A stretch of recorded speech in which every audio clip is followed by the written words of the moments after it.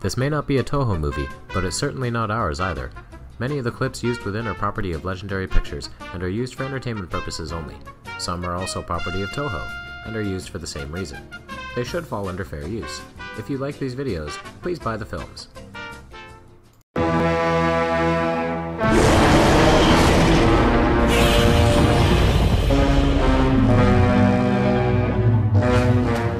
So King of the Kaiju's back.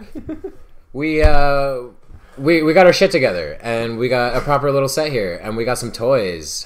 Look at this. Look at little pop guys and awesome Godzilla and Godzilla 2000. Like, and more to come. We almost look like a real show now. Oh, we're getting there. We're getting there.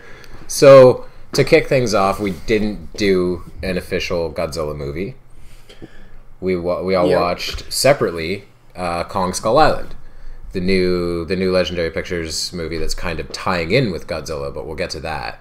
We watched it separately because we were skeptical at first. We weren't really sure if we should, give Kong the chance, considering he's not a prevalent part of the Godzilla universe. But we had so much fun with King Kong vs. Godzilla, the 1962 one. Whoop his ass. Fire don't phase me now. Oh shit! Over. Godzilla move on, Godzilla. That we were just so stoked at the idea of it coming back. We had to see what they were going to pit Godzilla up against, and that was Skull Island. That's Kong. He's God on the island. We don't belong here. But the devils live below us.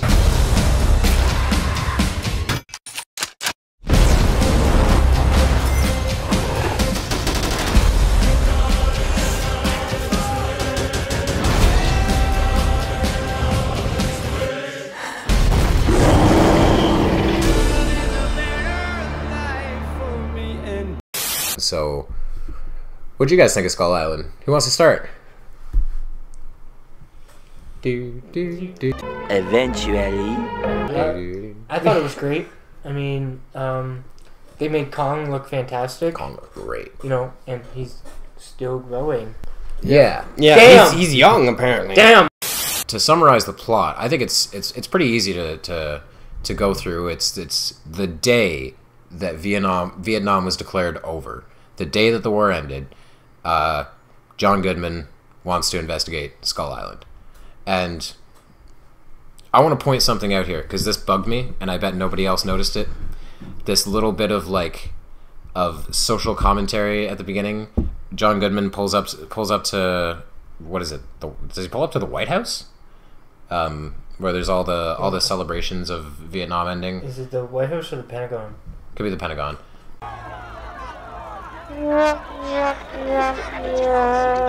But he pulls up to a government building, and there's all these signs being held up. Yay, Vietnam's over, and everybody's celebrating, and John Goodman says something to the effect of, "Mark my words, there'll never be a more screwed up time in Washington." Womp womp. Yeah, I hear you. Funny joke. John Goodman plays this research scientist, and he's researching. They research elements of the Earth, cures for medicine, or medicine cures for diseases and stuff like that, and they're called Monarch. But basically, the way he throws it to the military person when they pull up to the military because they're trying to get more funding to do an exploration thing. This is the last piece of undiscovered land. So they actually assemble this team, and they go and they pick up the first person that is on their list in their roster. It's Tom. Oh, Loki. Hiddleston. They pick up Loki.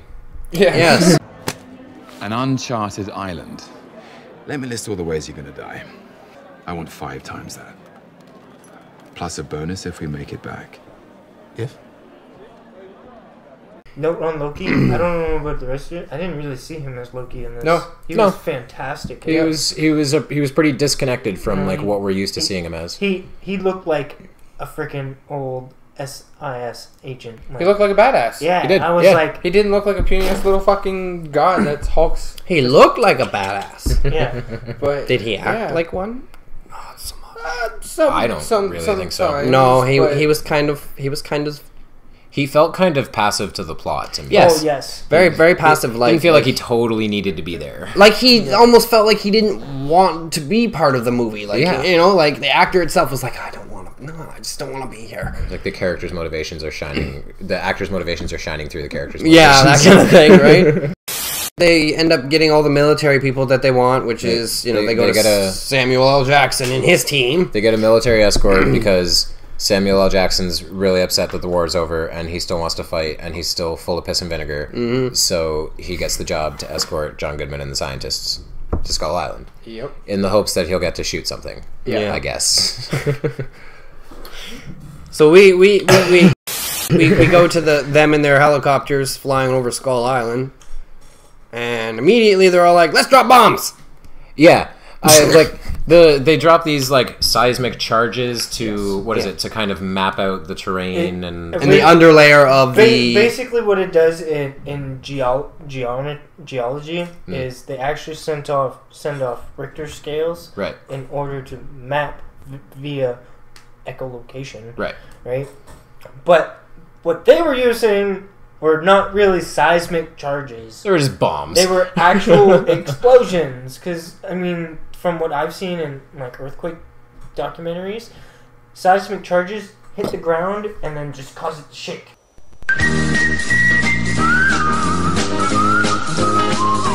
These are so bombs that, like, there's even this amazingly, like, tug at your heartstrings shot of where one falls down into, like, the middle of a bunch of deer running away. They'll just disintegrate. And then we're just getting, like, you know, this view of them in the helicopter as well, and while they're dropping the bombs, and some people are getting hard, and some people are like, and the scientists are like, oh my god. Everyone's kind of and then you get this off feeling while everyone's in the helicopters, off feeling, everything like that, and then...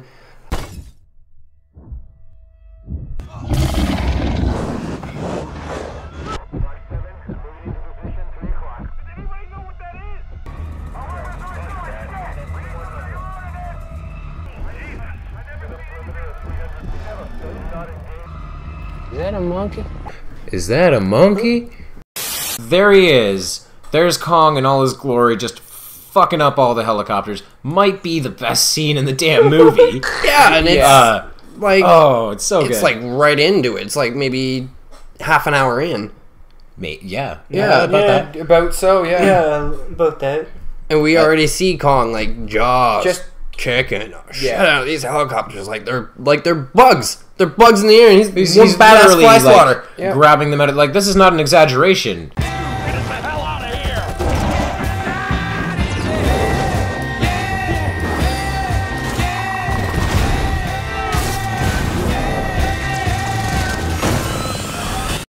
So from there, the plot of the movie ends up becoming kind of split between figuring out what the hell has happened, who Kong is, how do they get out of here, and Sam Jackson and his crew, who now see an enemy that needs to be eliminated because he killed their men. Yes, he kills for defending 90% of the team. It comes down to that one line that I really love by John C. Reilly. The whole you don't go into someone's house and start dropping bombs unless you're picking a fight. So Kong defends the island from this what John C. Reilly amusingly calls the skull crawlers. Yep. There's this like wonderful scene where he just says, But I call them skull crawlers. Why? Because it sounds neat. Okay. Look, I just made that name up. I'm trying to scare you. I'm fine calling them that. Are you cool with it? Yeah, that seems like I like the name, a so great name. I think you... I've never said that name out loud before. It sounds stupid now that I say. Just. He was my favorite in the He's movie. so good. He was. Oh my god. It was fantastic. It's a good group of boys. We're all gonna die together out here. You're a good group of boys to die with, I'll tell you that much. You shouldn't have come here. So let's talk about Kong himself. What'd you guys think of Kong? I find they did a really good job. Yeah, they did. I thought they were fantastic with it. Yeah. They made his sizing look great. There was a lot more character to him. Yeah, he looked actually like he had personality, not like some dumb monkey. Yeah, that was one of the problems I kind of had with the Peter Jackson King Kong. Yeah. It was like he just looked like a silverback gorilla. Like there was nothing really special about him. And like, yeah, this one was expressive. I assume there was some mocap done on the face, and it looks amazing. Yeah, because he had and then he showed amazing intelligence. Yeah. Further than normal primate intelligence. Mm-hmm. You know, so it was like mind blowing. Yeah, to see how well they actually portrayed the King Kong. And I think that'll come into play when he finally fights Godzilla. I think that's going to be a really big factor, is Kong's level of intelligence. I want to know if they'll make him full size when he fights. Yeah, I'd like to see the two of them the same size. Kong's size in the upcoming sequel is still very much up in the air. We do know that the sequel will feature a more aged and rugged Kong, but a lot of the details are still unconfirmed. Well, let's take into consideration the other creatures we come across on Skull Island. Well, yeah, because this is kind of classic Skull Island. Like, if you go way back to the original King Kong in 1933, I think it's kind of supposed to be like an offshoot of the Lost World. Yes. Like from 1925, this land that time forgot, and things are still really big. There seems to be a lot more oxygen in the air, so things can get bigger. Because there's a giant bison. There's a giant bison. A giant squid again. The giant squid, actually, octopus. it was an actual octopus. It was an octopus this time, my favorite part. The octopus makes another appearance to Godzilla versus King Kong. Well, I think it's also in the original King Kong. It is in the. Oh, okay. I think Kong fighting an octopus. He's always fighting an octopus. Actually, it turns out we were wrong on that. Kong never fought an octopus in the original film. The first movie that had him pitted against an octopus was in fact King Kong vs. Godzilla. So Skull Island's little scene here definitely is a nod to the classic Toho movie. There's also the skull crawlers, obviously. So if these things,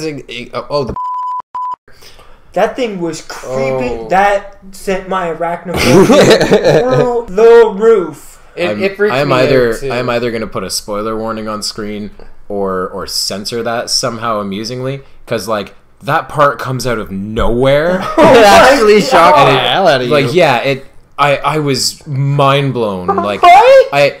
Since I've already said the spoiler thing, like, obviously skip if you're listening to this and haven't seen it. Yep. It's amazingly executed because they're all walking through this very quiet, tense bamboo forest, and then you hear this kind of like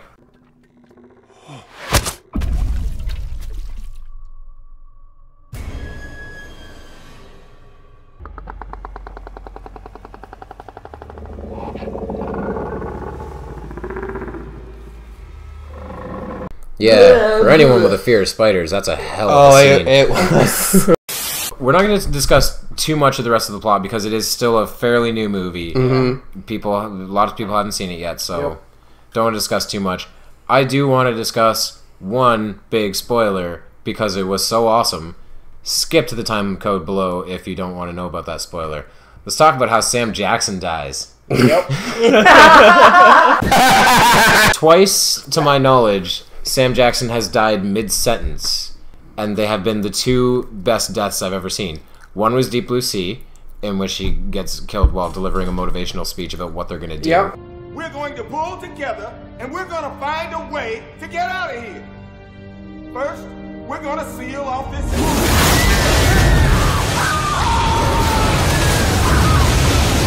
And the second is Skull Island. Die, you motherfucker. If you already, like, if you want to see the spoiler, it's hilarious. Like, because if you have seen it, I'm going to loop it 5 times right now. It's that good. Die, you motherfucker. Die, you motherfucker.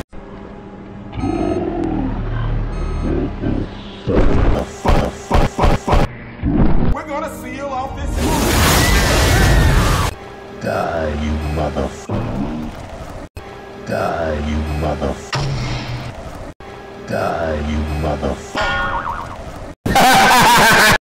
So do we want to move on to the big connection with the King of the Monsters? Yes. The end scene. The end credit scene, which we've already covered once before. We talked about this before in an extras video earlier about how at the end of the movie you see an indication that Godzilla and his buddies are around and will be making a new appearance. Mothra, Ghidorah, Rodan? Rodan? Yeah, Rodan was on there. Rodan's coming as well. And there's an implication that there's more than one Godzilla as well, which is interesting. So, obviously now we all know King Kong versus Godzilla the remake is coming in 2020. Yes, because their plan is to make a second Godzilla movie, and that's going to be coming in 2018. And the name is up for change. They're not sure, but what they've kind of settled on is Godzilla, King of the Monsters. Which isn't confusing at all. No. I'm not going to say a word. I'm just going to put up the 2 posters. And then after that comes a remake of King Kong vs. Godzilla. So what we'll have is legendary Godzilla from the 2014 film fighting legendary Kong from Skull Island. So now that we've seen it, like, I honestly don't know how it's going to go, because as we've mentioned, Kong's very fast. He's very smart. He's resourceful. He uses tools. Godzilla doesn't use tools. Yeah. Now, are they using the 2014 Godzilla? Is that the one they're using? Yeah, that's my understanding. They're called Legendary because Legendary Pictures has. So really, we don't have a proper association as to what that Godzilla has, other than that 7 to 10 minutes of. That's what the second movie is going to be. We have very little knowledge of Godzilla's powers because he doesn't show up enough. Right, it's going to be in the second movie. Unfortunately, we won't be able to really have the discussion, that actual main discussion, until. Right. We're going to have to go back to it. Yeah. What as it stands with the Godzillas that we've seen, by all technicalities, Godzilla would still win. I don't know, because here's what I think is one of the biggest differences between classic Godzilla and legendary Godzilla. Classic Godzilla can use his atomic breath whenever the fuck he wants.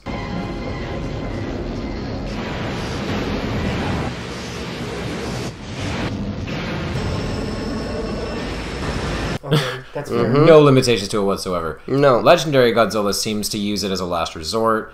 He uses it on that first Muto when he's kind of cornered and losing. Don't they make him out to be more like Anguillus in that aspect too, that he's an apex, but he hunts apex predators or something like that? Yeah. Well, it seems Godzilla generally has like 2 modes, right? Yeah. Destroy everything or protect everybody. Right? Yeah. Do you guys think we'll see legendary Godzilla do a fucking tail stand drop kick?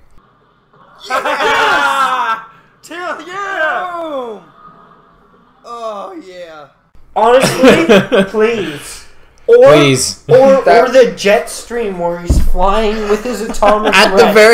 That would be fantastic. Oh, dude, you're not getting that. No. At the very most, I can see them having Kong push Godzilla back into some buildings, and maybe his tail braces him enough for his legs to come up and kick him. But I could see that. That would make sense, but not the literal jump up and fucking like wrestling drop kick. No.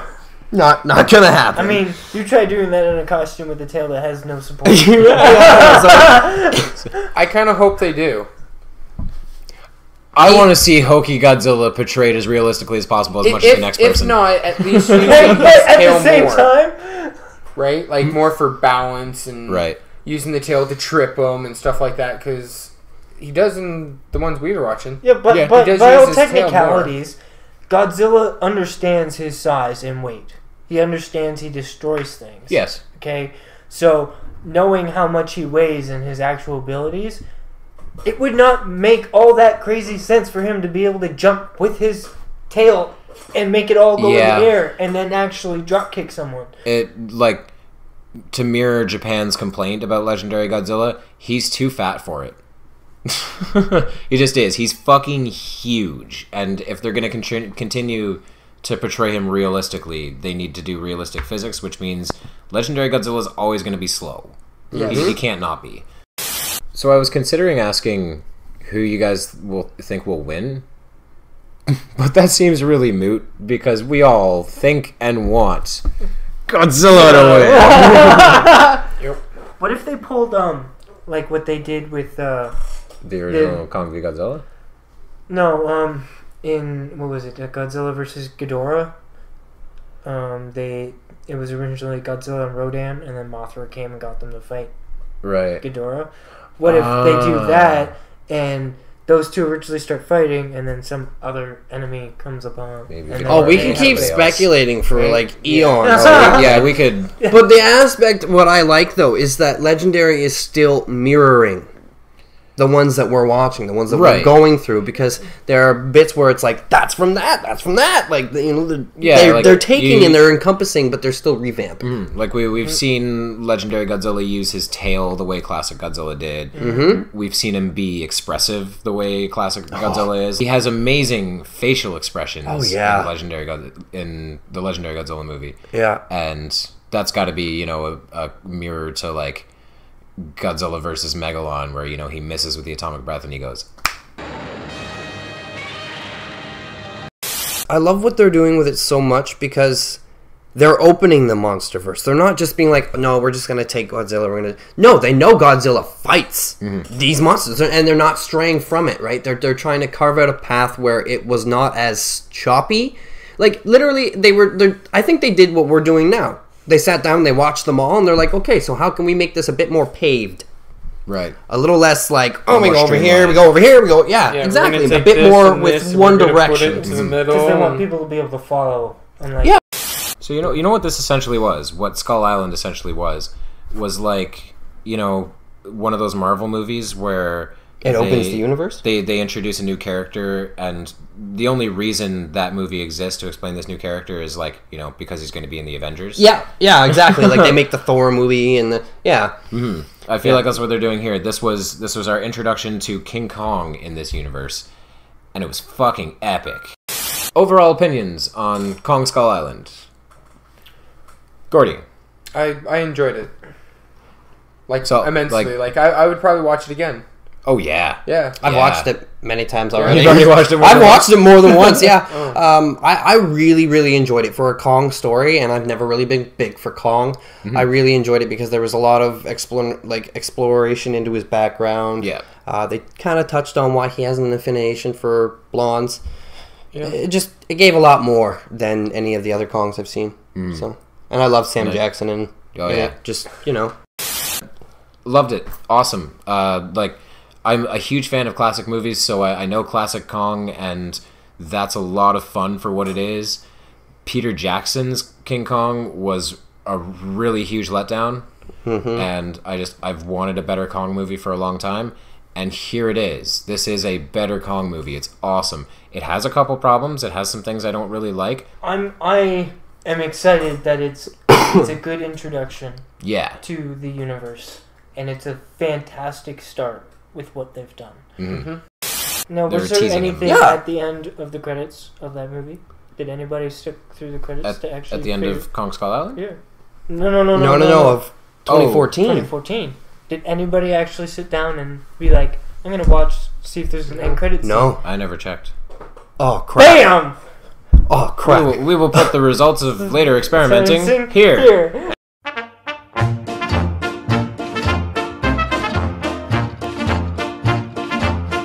Okay, there's no post-credit scene in Godzilla 2014.